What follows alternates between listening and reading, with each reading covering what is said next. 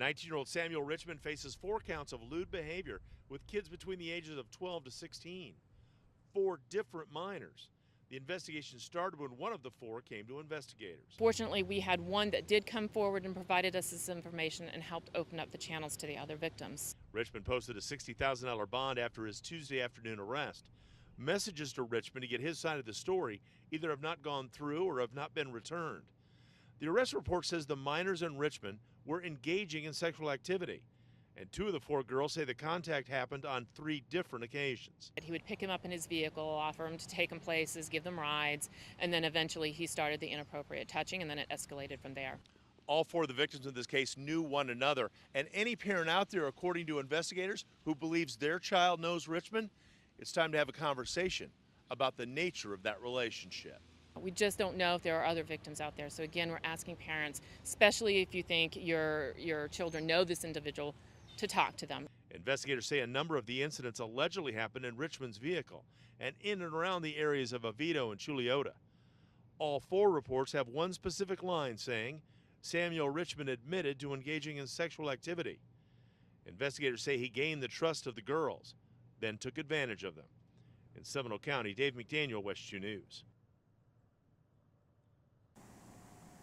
It was a sea of flashing lights early Saturday after 2 police officers were attacked by a man wielding a shotgun. Officers on the phone saying I just got shot, but I'm okay. 2 Castleberry police officers were struck by shotgun pellets. They were treated and released from the hospital. The suspect, 65-year-old James Perrin, was killed. A SWAT team found Perrin dead inside the home. It's unclear if he died after being shot by officers or if it was self-inflicted. Neighbors report waking up to a hail of gunfire. Heard like 50, bah, bah, bah, bah, bah. I mean, like literally shots fired. I thought I was back in a war zone or something. It was pretty insane. Police say this all started just before 4 a.m. when Perrin called 911. Investigators say Perrin told dispatch he was armed and had hurt his wife. Police say his wife had left before officers arrived and was not harmed. When cops showed up, police say Perrin immediately began shooting and officers returned fire. And I can't state enough how proud I am of how they responded to this very dangerous situation. Police Chief Larry Krantz says they responded to a noise complaint here a few days ago, but say Perrin did not have a violent history. Krantz says there is nothing so far that would explain why he would have acted out so violently. We've been blessed that they were not seriously injured more than what they were, and we're very thankful for that.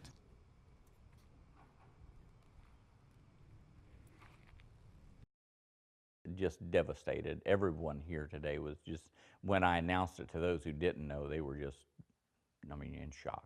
Bruce Daniel is pastor of Scottsmore First Baptist Church in Brevard County. He says Grady Wright's death is unfortunately the talk of the town. Grady was just a sweet gentleman.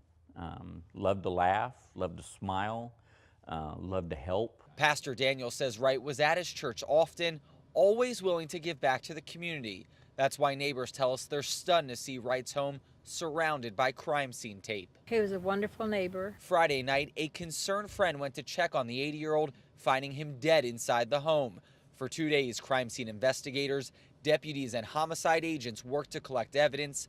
Law enforcement sifted through trash, dug through bushes, and gathered witness statements. Tonight, the sheriff's office isn't saying anything except they're investigating Wright's death. Could you envision anyone wanting to hurt Grady Wright? No, I can't believe anybody would want to hurt him or harm him in any way. A sentiment shared by those who live nearby. He liked everybody, and he would give you his last penny or the shirt off his back. Tonight, Pastor Daniel has one message for the community. I just encourage us not to talk until we hear all the facts, till we know everything. Tonight we've learned the medical examiner's office is conducting an autopsy to determine the cause of death. Meanwhile, if you have any information that can help deputies, you're asked to contact the Brevard County Sheriff's Office or Crime Line. That number, 1-800-423-TIPS. Reporting in Brevard County, Robert Lowe, West 2 News.